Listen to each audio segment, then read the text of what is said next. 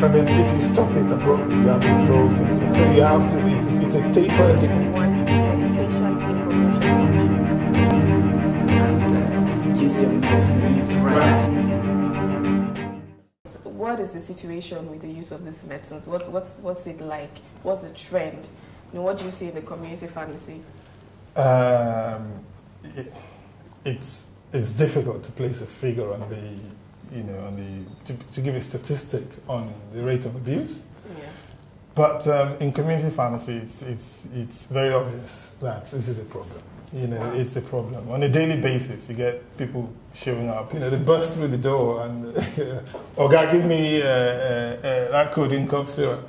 And you find that there's repeat. It's the same people who come around trying to, use different guises to try to get the cough. Exactly. So you know that it's a problem.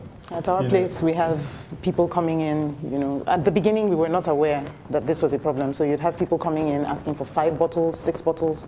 Wow. And then once we realized, what's going on, what are you using these for? They would now back off and you won't see them for a few days. You get as much as 5, 6 yes, bottles. there was that bad. Just through my life, how does this abuse actually start? How does this abuse start? And why is that some cough syrup tend to cause addiction, or some medicines rather tend to cause addiction? Why others doesn't?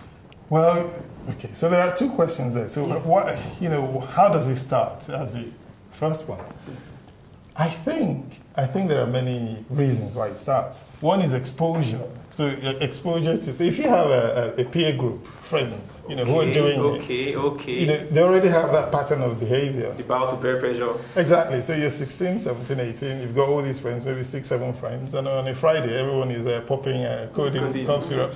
You can resist for 1 week or 2 weeks or 3 weeks. After a while, you become the good one. Exactly. You get assimilated into it. So that's the behavior. So you get assimilated into a circle that already has a behavioral pattern. And then secondly, it's access to it as well. Access to it. If you can get, more people would use heroin, for instance, if they got access to it. Okay. So access to it also promotes that behavior as well. So a lot of other little social issues as well. Can I add? Yeah, you have people who accidentally discover that this thing can make them high. Yeah. I have people who will come in, to buy a drug, just about any drug, and they're not really paying attention. You're giving them the dosage. You'd mark the pack of a drug and dispense it to the person. You'll explain to them how they should use it. They're only half listening. And there in your presence, they take out the content, throw away the pack. So they get home and they don't remember what you said. Wow. And so they take it any way they like. Wow. So you have somebody take half a bottle and discover, ooh, this does something that I didn't know it would do. That's true. Yeah, that's true. So there's the accidental. Because with syrup, people just assume, okay, you can take you can take 10 minutes instead of 5 minutes. And they now get another effect they were not expecting before. And so, wow, I need to get. Wow.